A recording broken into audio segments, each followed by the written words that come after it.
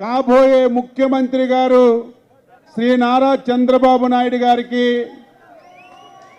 వేదిక పైన ఉన్నటువంటి తెలుగుదేశం పార్టీ కుటుంబ పెద్దలకి ఇప్పుడే మనందరి సమక్షంలో పెద్ద కోరపాడు, అమలాపురం, గజపతి నగరం, తణుకు ఈ 4 నియోజకవర్గాల నుంచి పెద్ద ఎత్తున పార్టీలో చేరినటువంటి ప్రతి ఒక్కరికి తెలుగుదేశం పార్టీలోకి సాదరంగా స్వాగతం పలుకుతున్నాం. ఒకసారి మనందరం ఆలోచన చేయాలి. 2019లో సైకో జగన్ అధికారంలోకి వచ్చి మన రాష్ట్రాన్ని సర్వనాశనం చేశాడు. మన రాష్ట్రం యొక్క పేరు ప్రతిష్టలన్నీ కూడా దేశ స్థాయిలో పూర్తిగా దిగజారిపోయినటువంటి విషయాన్ని మీ అందరికీ తెలియజేస్తున్నాను. 5 సంవత్సరాలు అవుతుంది. మనకి మన పార్టీకి ఎన్ని ఇబ్బందులు పెట్టారో మనందరం కూడా చూశాం. ఇబ్బందులన్నీ కూడా ఎదుర్కొన్నాం. అందరం కూడా పోరాటం చేసి మన పార్టీని ఈ స్థాయిలోకి తీసుకొచ్చామని చెప్పి మీ అందరికి కూడా తెలియజేస్తున్నాను. సైకో జగన్ పని అయిపోయింది. ఇంకా రేపు ఎప్పుడు ఎన్నికొచ్చినా సరే తెలుగుదేశం పార్టీ, జనసేన కలిసి రాష్ట్రంలో ప్రభుత్వాన్ని ఏర్పాటు చేయబోతున్నాయని చెప్పి తెలియజేస్తున్నాను. మీ అందరికీ తెలుసు, మన యువ నాయకుడు శ్రీ నారా లోకేష్ బాబు గారు 3200 కిలోమీటర్లు పాదయాత్ర చేశారు. మా ఉత్తరాంధ్రలో ముగించారు. ఉత్తరాంధ్రలో ముగింపు సభ పెట్టాం. ఆ సభ జరగకుండా చేయాలని జగన్మోహన్ రెడ్డి ప్రభుత్వం ఎన్ని ఇబ్బందులు పెట్టారో మీకు తెలుసు. ఎన్ని ఇబ్బందులు పెట్టినా సరే ప్రజల్లో చైతన్యం వచ్చింది, ప్రజల్లో తిరుగుబాటు వచ్చింది. ఈ ప్రభుత్వం ఎన్ని ఇబ్బందులు పెట్టినా సరే ఉత్తరాంధ్ర చరిత్రలో, ఆంధ్రప్రదేశ్ చరిత్రలో కన్నీ విని ఎరుగున విధంగా లక్షలాదిగా జనాలు వచ్చి సభని విజయవంతం చేసిన విషయాన్ని కూడా మీ అందరికీ సందర్భంగా గుర్తు చేస్తున్నాను. మనకింకా 100 రోజులు సమయం ఉంది.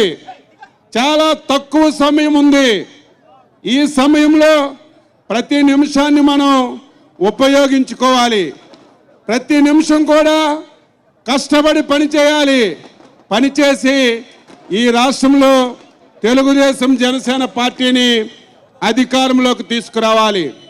ఈరోజు రేపు జరుగుతున్నటువంటి ఎన్నిక వైసీపీ పార్టీకి, తెలుగుదేశం పార్టీ కాదు. వైసీపీ పార్టీకి, జనసేన పార్టీ కాదు. వైసీపీ పార్టీకి 5 కోట్ల మంది ఆంధ్ర ప్రజానీకానికి జరుగుతున్నటువంటి ఎన్నిక.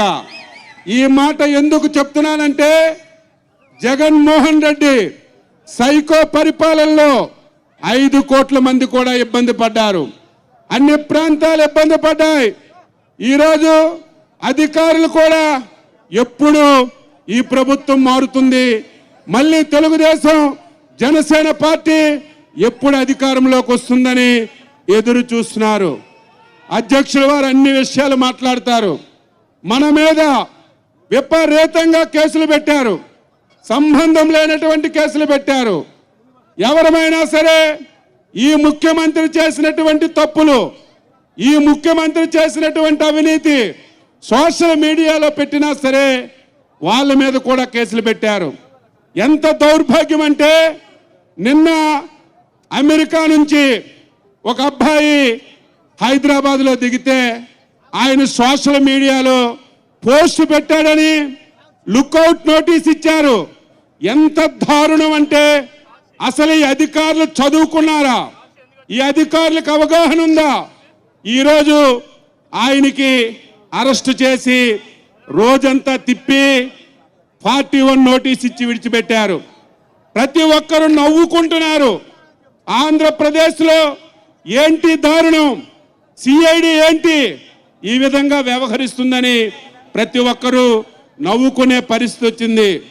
అందుకే సోదర కార్యకర్తలారా, ఈరోజు మనందరం కలిసికట్టుగా పనిచేద్దాం. ఈ 100 రోజులు పనిచేద్దాం. ఆంధ్రప్రదేశ్ చరిత్రలో ఎప్పుడూ లేనంత మెజారిటీతో రేపు తెలుగుదేశం పార్టీ జనసేన పార్టీ ప్రభుత్వాన్ని ఏర్పాటు చేసుకొని రాష్ట్ర భవిష్యత్తుని, మన పిల్లల భవిష్యత్తుని నిలబెట్టుకుందామని చెప్పి మీ అందరికీ తెలియజేస్తూ, ఈరోజు పార్టీలోకి వచ్చినటువంటి ప్రతి ఒక్కరికి పేరు పేరున తెలుగుదేశం పార్టీ తరపున సాదరంగా స్వాగతం పలుకుతూ అందరికీ నమస్కరిస్తూ సెలవు తీసుకుంటున్నాం. జై హింద్, జై తెలుగుదేశం.